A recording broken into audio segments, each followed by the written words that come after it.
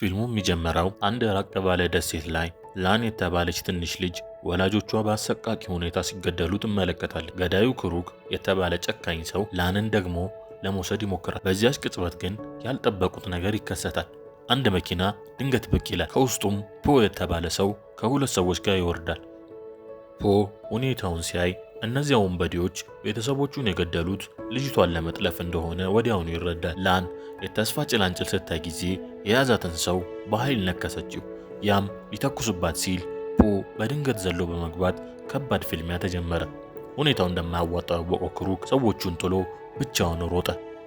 ላን ምንም እንኳን ብታመልጥም ሙሉ በሙሉ ነፃ አልነበረችም።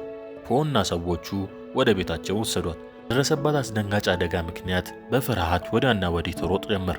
ማንም ሊያረጋጋትም አልቻለም። በዚያ ሁከት ውስጥ እጇን የብረት መደርደሪያ ላይ አጋጭታው ክፉኛ ተቆረጠ። ከወጣቶቹ አንዱ ግን በረጋ መንፈስ ይዟት እየደማች ስለሆነ መታከም አለብሽ እንጂ መሮጥ የለብሽም አላት። ላን ቀስ በቀስ ተረጋጋች። ነገር ግን እነዚህ ሰዎች እነማን እንደሆኑ እና ለምን እዚህ እንዳመጧት አታውቅም ነበረ። ሆኖም ወደ ፓን አይኖች በተመለከተች ቁጥር በውስጧ ያለው ፍርሃት ይጠፋ ነበረ። ለመጀመሪያ ጊዜም የደህንነት ስሜት የሚሰጣትን ሰው አገኘች። ብዙም ሳይቆይ ግን አስደንጋጭ እውነቱን አወቀች። ላን በዚህ ምድር ላይ እጅግ በጣም ብርቅዬ የሚባል ደም አላት። ይህ የደም አይነት በዓለም ላይ ካለው ሕዝብ 0.089% ብቻ ነው የሚገኘው። ለካስ የሚያድኗትም ለዚሁ ደም ነበረ። ከክሩክም በተለየ ግን የፖ ግሩፕ የሚያስፈልጋቸውን ያህል ብቻ በጥቂቱ እየወሰዱ ከሌሎች ነፍሰ ገዳይ ይጠብቋት ነበረ። የምትሄድበት የሌላት ላን እዚያው ለመቆየት ወሰነች። ታሪኩ እየቆየ ሲሄድ ከፓንና ከጓደኛው ኤም ጋር በጣም ተቀራረቡ። ሆኖም አንድ ነገር ግን ይረብሻታል። በቤቱ ውስጥ ሁሉ ያሉ ወንዶች ለጦርነት እንደሚዘጋጁ ያህል ብዙ ሰዓት በማርሻል አርት ልምምድ ያሳልፉ ነበረ። ላን በዚያ ቤት ውስጥ ራሷን እንደ ከንቱ ሰውም ትቆጥር ነበረ። እንዲያውም ፓን ራሱ እጅግ አስፈሪ ተዋጊ መሆኑን ስታውቅ ተገረመች። ፓን እሷ እንዳትጨነቅ ሲል ይህን ሚስጥር ደብቋት ነበረ። ይህ ሁኔታ በላን ውስጥ አዲስ እሳት አቀጣጠለ። ወላጆቿን የገደለው ክሩክን በራሷ እጅ ለመበቀል ማርሻል አርት መማር እንዳለባት ወሰነች። በሌላ በኩል ደግሞ ክሩክ ያን ብርቅዬ ደም የሚፈልገውን ሀብታም ደንበኛውን ለማርካት ከ5 ዓመት በፊት ያመለጠችውን ላንን ፍለጋ ወደ ቪየትናም ተመለሰ። ላን ወንዶቹ ሲለማመዱ በድብቅ እየተከታተለቻቸው ስልቶቻቸውን በአእምሮዋ መያዝ ጀመረች። ፓን ለምን መማር እንደፈለገች ሲጠይቃት የእውነተኛ ዓላማዋን ደብቃ ራሷን ለመከላከል ብቻ እንደሆነ ነገረችው። ግን በውስጧ በዚያ ቤት ውስጥ መኖር እንደ ወርቃማ ጎጆ ውስጥ እንደታሰረች ወፍ ይሰማት ነበረ። ደህንነት አለ፣ ግን እውነተኛ ነፃነት የለም። ለጥቂት ጊዜ እንኳን ቢሆንም መደበኛ ሕይወት መኖር ትናፍቃለች። ስሜቷን የተረዳው ፓን አንድ ምሽት ቀለል ያለ ሕይወት እንድታይ ወደ ውጪ ይዟት ወጣ። ያ ምሽት ላን ጭንቀቷንና ቅዠቷን የረሳችበት ምርጥ ምሽት ነበረ። ነገር ግን ደስታቸው ብዙ አልቆየም። በድንገት ከባድ ዝናብ መዝነብ ሲጀምር በአቅራቢያው በሚገኝ ምግብ ቤት ተጠለሉ። እዚያ ውስጥ ግን ክሩክ ተቀምጦ ነበረ። ክሩክ በአጋጣሚ ወደ እነሱ ሲመለከት ከዓመታት በፊት ላን አንገት ላይ ያሳረፈውን ጠባሳ አየው። ይቺ ያመለጠችው ልጅ ራሷ መሆኗን አውቆ በድብቅ እየተከታተለ እስከ ፖ ቤት ድረስ መሸሸጊያዋን አጠና። በማግስቱ ፖ ልጁ ፓን ላንን ይዞ በመውጣቱ ክፉኛ ተቆጣው። ፓን ግን እሷም እንደ ሰው መኖር አለባት፣ እዚህ መታሰር የለባትም በማለት ከአባቱ ጋር ተከራከረ። አደጋውን የተረዳው ፓንም ላን እንድታመልጥ ነገራት። ላን ጓዟን ጠቅልላ ልክ ልትወጣ ስትል በረንዳው ላይ ከባድ ፍንዳታ ተከሰተ። በፍንዳታው ላን ተመታች፣ ወደቀች መሬት ላይ። ከጭሱ በስተጀርባ የታጠቁ ወታደሮች እየመራ ክሩክ ገባ። ላንን በሕይወት እንዲይዟት አዘዛቸው። ፓን በሽጉጥ እየተኮሰ ወታደሮቹን ወደ ኋላ በማፈግፈግ ላንን ይዟት ወደ ውስጥ ሮጠ። ፖ እና የቀሩት ወንዶች ጠላትን ለመከላከል ወደፊት ሄዱ። እነ ፓን ሊያመልጡ ሲሉ ግን ሰልጥኖ የመጣ ሰውዬ መንገድ ዘጋባቸው። ፓን ወዲያውኑ አጥቂውን ይይዘውና ወደ መደርደሪያው ይወረውረዋል። ተመልሶም ሌላ ወደ እነሱ የሚሮጥ ወታደር ይተኩሳል። ሁሉም ነገር በጣም በፍጥነት ስለሚከሰት ላን ማሰብ እንኳን ቸግሯታል። ፍርሃት ሙሉ ለሙሉ ይወጣታል። ግን ድንገት እሱን ታየዋለች። ክሩክ ወላጆቿን የገደለው ሰው፣ በአንገቷ ላይ ጠባሳ ያቃጠለው ሰው ነበር። ፍርሃቷን ወዲያውኑ ወደ ቁጥጥር ወደማይሻው ንዴት ይቀየራል። ምንም ሳታስብ የፖን ሽጉጥ ትይዝና ወዲያውኑ ወደ ክሩክ ትተኩሳለች።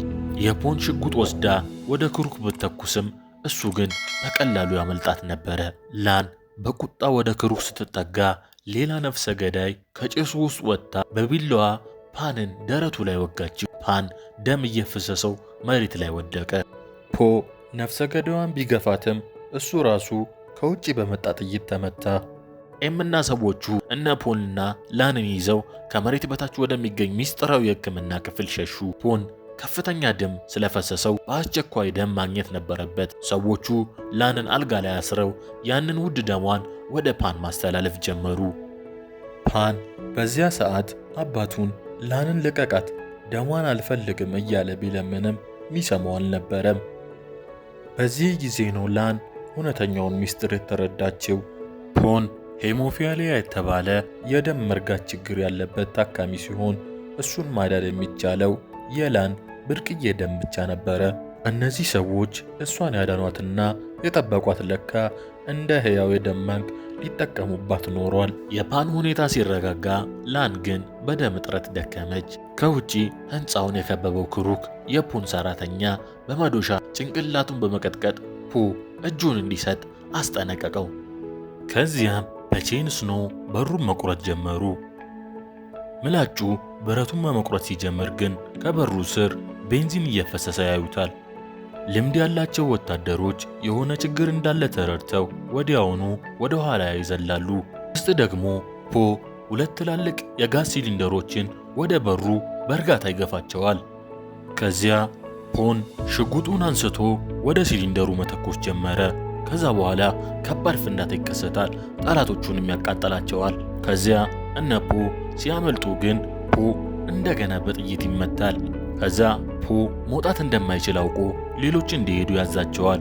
ፖ ሚስጥራዊውን መውጫ ከፍቶ ቦምቡን አቀጣጥሎ ሕንፃውን ከነ ወታደሮቹ አፈነዳው።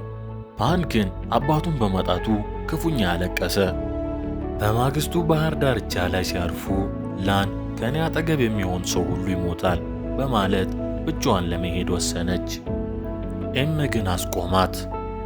ላን ፖ የጠበቀኝ ለደሜ ብቻ ነው፣ ቤተሰቡም አልነበርኩም ስትል ኤም ፓንም ሆነ እኔ መጀመሪያ ስትመጪ ስለ ደምሽ አናውቅም ነበረ፣ የወደድንሽ በነፃነት ነው አላት። ፓንም ከተኛበት ነቅቶ ላንን እንዲደብቋት ቢጠይቅም አጎቱ ግን ክሩክ ባለበት ምድር መሸሸጊያ የለም፣ መዋጋት አለብን አላቸው። ይህን የሰማችው ላን ከእንግዲህ የምጠበቅ ሰው መሆን አልፈልግም፣ ሌሎችን የምጠብቅ ሰው መሆን ነው የምፈልገው በማለት ፓንን ማርሻል አርት እንዲያስተምራት ለመነችው። የፓን አጎት በመጀመሪያ ባይስማማም ላን በተፈጥሮ ያላትን ፈጣን የመከላከል ብቃት ካሳየች በኋላ ሁሉም ተደነቁ። ከዛሬ ጀምሮ የላን እውነተኛ ስልጠና ተጀመረ። እግሮቿ እስኪዝሉ ድረስ ከባድ ኪኮችን ተለማመደች። ሩጫም ሮጠች። ጡንቻዋን በጣም አጠነከረች። በቢላዋና በሽጉጥ አጠቃቀም ላይ እጅግ አደገኛ ገዳይ ሆነች። ሳምንታት ወደ ወራት ተቀይረው ያቺ ፍርሃት የነበረባት ልጅ ጠፋች። በምትኳ ጨካኝ ገዳይ ተወለደች። ክሩክ በመጨረሻ የቡድኑን መኪና እስከ ትንሽ መንደር ድረስ ይከታተላል። አቅራቢያው ላይ ያለን ነጋዴ ይጠይቅና የቤቱን አድራሻ ይጠይቀዋል። የተደናገጠው ነጋዴ የተጣለ ሕንፃ አድራሻ ይሰጠዋል። ክሩክ የማያውቀው ነገር ግን ነጋዴው ከጥቂት ደቂቃዎች በፊት ፓንን በድብቅ አስጠንቅቆት ነበረ። ክሩክና ሰዎቹ ወደ ሕንፃው ሲገቡ ማንም ሳይነዳው ባዶ መኪና ወደ እነሱ ይንከባለላል። ወታደሮቹ ቆመው በድንጋጤ ይመለከታሉ። ለጥቂት ሰከንድም ሁሉም ነገር ጸጥ ይላል። ከዚያ ድንገት መኪናውም ይፈነዳል። ቡድኑን ወደ ትርምስም ይወረውረዋል። ከላይኛው ወለል ላይ ላን፣ ፓን፣ ኤም እና ሌሎቹ ወዲያውኑ ተኩስ ይከፍታሉ። ክሩክ ላንን በመስኮቶቹ መካከል ወዲያውኑ ያያታል። ሁሉንም ንቆ ቀጥታ ወደ እሷ ይሮጣል። ላን ለወራት ስትጠብቀው የነበረውን ነገር በትክክል ታደርጋለች። እየተኮሰችም ወደ እሱ ትሮጣለች። ክሩክ ጥይቶቹን በችግር ያመልጣቸዋል። ከግድግዳ ጀርባም ይደበቃል። ላን ወደ ሕንፃው ጥልቅ ክፍል ሆን ብላ ትመለሳለች። እሱንና ቀሪ ሰዎቹን በጥንቃቄ ወደ ተዘጋጀ ወጥመድ ትመራቸዋለች። በዚህ መሃል ፓን ከሌላ ኮሪደር ብቅ ብሎ የሚያስገርም ምላሹን ተጠቅሞ የሚያሳድዷቸውን ወታደሮች ወደ ጋዝ ሲሊንደሮቹ ይመራቸዋል። ከሩቅ ጣራ ላይ ደግሞ የፓን አጎት የስናይፐር ጠመንጃውን ይዞ በአንድ ትክክለኛ ጥይት ሲሊንደሮቹን ያፈነዳቸዋል። ኮሪደሩ ወዲያውኑ በእሳት ይዋጣል። ላንና ሌሎቹ ውስጥ ለሕይወታቸው እየታገሉ ሳለ አጎቱ ደግሞ የስናይፐር ጠመንጃውን ይዞ የክሩክን ሰዎች አንድ በአንድ በአስፈሪነት ይጨርሳቸዋል። ነገር ግን እድል የለሽ በሆነ ሁኔታ አንድ ሙሉ በሙሉ ያልተረጋጋ ገዳይ ወደ እሱ ተጠግቶ ይመጣል። ወደ እሱ የሚበሩትን ጥይቶች ችላ ብሎ ቢላውን በመያዝ ወደ ፓን አጎት እግር ይጠጋና የፓን አጎትን እግር ይቆርጠዋል። ወደ መሬትም ይጥለዋል። ድል የያዘ መስሎት ገዳዩ ቢላውን ይዞ ለማጠናቀቅ ወደ ላይ ይነሳል። ነገር ግን የፓን አጎት በቀረው ጉልበቱ ቢላውን ይዞ የገዳዩን አንገት ይቆርጥና ገዳዩ ወዲያውኑ ይወድቃል። ደክሞ የነበረው አጎትም ከደም መፍሰስ የተነሳ ራሱን ይስታል። በዚህ መሃል ክሩክ ላንን በህንፃው ኮሪዶር ላይ ይፈልጋት ጀመረ። ነገር ግን ክሩክ የማያውቀው ነገር ላን ከጀርባው ነበረች። ላንም ወዲያውኑ ድንገተኛ ጥቃት ትከፍታለች። ክሩክም ምላሽ ከመስጠቱ በፊት ሽጉጧ ውስጥ ያለውን ጥይት ሙሉ ለሙሉ ታራግፍበታለች። ከዚያም ከባድ የእጅ ለእጅ ውጊያ ወዲያውኑ ይጀመራል። መጀመሪያ ላይ ላን ለመቀጠል ትቸገራለች። የክሩክ የዓመታት ልምድ ከላን የተሻለ ያደርገው ነበረ። ከዛም ላንን ወደ ኋላ ይገፋታል። ነገር ግን ወራት የፈጀ ልምምድ ውጤት ማምጣት ይጀምራል። ከመደናገጥ ይልቅ ላን እያንዳንዱ የክሩክን እንቅስቃሴ ማንበብ ትጀምራለች። ጥቃቶቹንም ትከላከል ጀመረ። በሚያስደንቅ ኃይልም መልስ ምት መስጠት ጀመረች። በመጨረሻም ብዙ እርምጃዎችን ወደ ኋላ እንዲወስድ ታስገድደዋለች። ከተገናኙበት ጊዜ ጀምሮ ለመጀመሪያ ጊዜ ክሩክ ቀድሞ ያሰቃያት የፈራችውን ልጅ እንደ ጠፋች ይረዳል። አሁን ፊት ለፊቱ የቆመችው እሱን መግደል የምትችል ሰው ናት።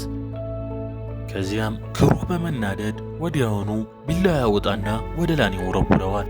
ከዛም ወርውሮ ይስታታል። ላን በእርጋታ የክሩክን እያንዳንዱ ጥቃቶች ትመልሳለች። ሚዛኑን እንዳጣ ወዲያውኑ ቢላዋውን በደረቱ ውስጥ ትሰካበታለች። ክሩክም ወደ መሬት ይወድቃል። ላን ከዚያ በኋላ ቢላዋን አንስታ ደጋግማ ደረቱን ትወገዋለች። ክሩክም ከዚህ በኋላ መንቀሳቀስ ያቆማል። ላንም ከዓመታት ከቆየችበት ቅዠት ትወጣለች። ላን በመጨረሻ ወላጆቿን ተበቀለቻቸው። ከዛም ላን ወዲያውኑ ወደ ታች ትሮጣለች። እዚያ ከፓንና ከኤም ጋር ትገናኛለች። ነገር ግን እዚያ ሲደርሱ ማንም ሰው አልነበረም። ከእነሱ ጋር የነበሩት ሰዎች በሙሉ ሞተዋሉ። ይህንን ያወቁት እነ ላን እዚህ መቆየት እንደማይችሉ ስለሚያውቁ ወደ መኪናቸው ይዘላሉ። ከህንፃውም ይርቃሉ። መኪናውን እየነዱ ሳለ አንድ የተረፈ ገዳይ ድንገት ከኋላቸው ብቅ ብሎ ስናይፐሩን በመያዝ ወደ መኪናው መተኮስ ይጀምራል። ከዛም አንድ ጥይት መኪናውን አልፎ ላንን በትከሻዋ ላይ ይመታታል። ወዲያውኑም ትወድቃለች። ፓን ቁስሉን ወዲያውኑ ይፈትሽና ደም በጣም በፍጥነት እያጣች እንደሆነ ይረዳል።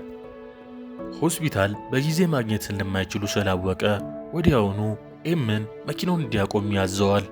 ከዛም ፓን ወዲያውኑ ካናሉን አንስቶ ድንገተኛ ደም ማስተላለፍ ለማድረግ ይዘጋጃል። ኤም ፓን ምን ሊያደርግ እንዳለ ወዲያውኑ ይረዳል። ፓን ሄሞፊሊያ እንዳለበት ስለሚያውቅ እንዲያቆም ይለምነዋል። በዚህ ሁኔታ ደም መስጠት የራሱን ሕይወት ሊያስከፍለው ይችላል። ፓን ግን እምቢ በማለት ደሙን ለእሱ ያስተላልፍላታል። ለእሱ የላን ሕይወት ከራሱ ይበልጣል። ኤም መኪናውን ለማንቀሳቀስ ሲዘጋጅ የመጨረሻው የተረፈው ገዳይ አውቶማቲክ ጠመንጃውን ይዞ ከኋላቸው ብቅ ይላል።